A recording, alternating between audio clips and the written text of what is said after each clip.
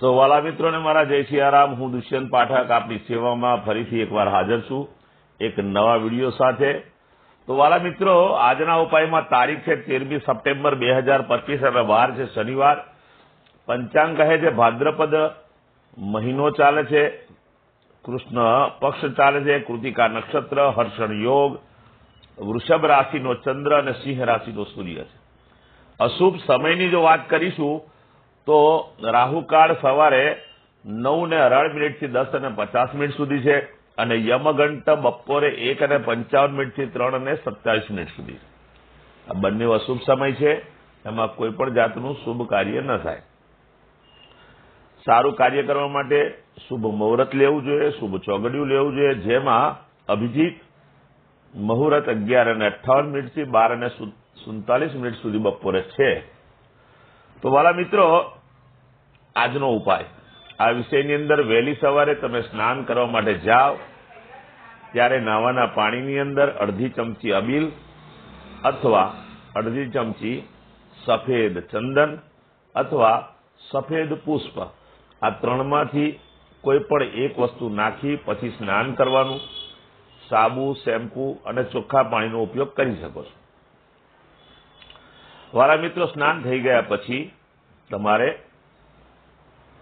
પહેલું કાર્ય એ કરવાનું, કપડાં પહેરી અને તમારા ડાબા અને જમણા પગના અંગૂઠાની નીચે સરસિયાના તેલનું તિલક કરવાનું।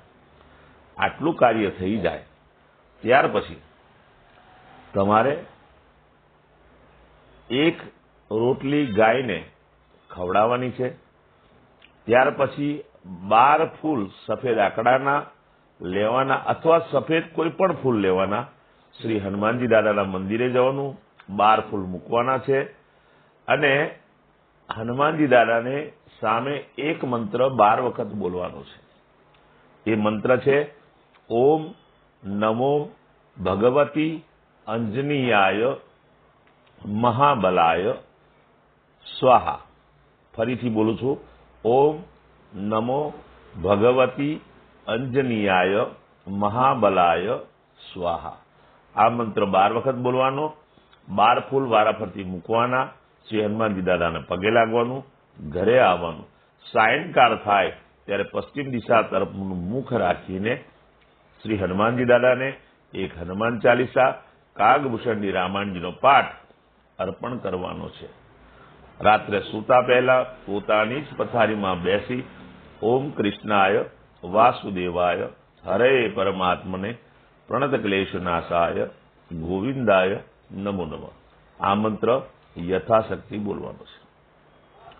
આ જે પ્રયોગ હતો એ જનરલ હતો અને હવે જે મારા વાલા મિત્રનો જન્મદિવસ 13 સપ્ટેમ્બર 2025 શનિવારના રોજ છે, એવા બધા જ મારા વાલા મિત્રોને પહેલા તો મારા તરફથી જન્મદિવસની શુભકામના છે।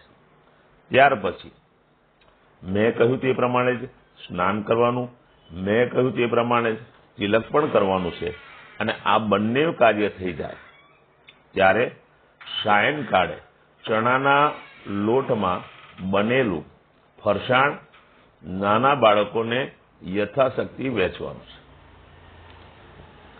જેની મેરેજ એનિવર્સરી છે તેવા મારા વાલા મિત્રો સવારે સ્નાન કરી પોતાની જ માતાને વંદન કરવાના છે। પોતાની માતા ન હોય, દિવંગત થઈ ગયા હોય તો કોઈ પણ વૃદ્ધ માતાને અથવા સ્ત્રીને પગે લાગવાનું છે। સાથે સાથે એમને પુરસ્કાર અથવા ગિફ્ટ સ્વરૂપે કોઈ પણ વસ્ત્રનું દાન કરવું જોઈએ। બસ માત્ર તમે આટલું જ કરી લેશો, તમારું આખું વર્ષ શ્રી હનુમાનજી દાદાની કૃપાથી સુંદર રીતે પસાર થશે।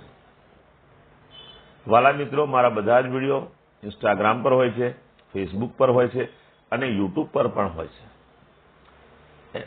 આ વિડીયો તમારો જોવાનો રહી જાય તો દુષ્યંત પાઠક સર્ચ કરજો, તમને મારા બધા જ વિડીયો જોવા મળશે। તેમાંથી આ વિડીયો લઈ અને તમે ઉપાય કરી શકો છો।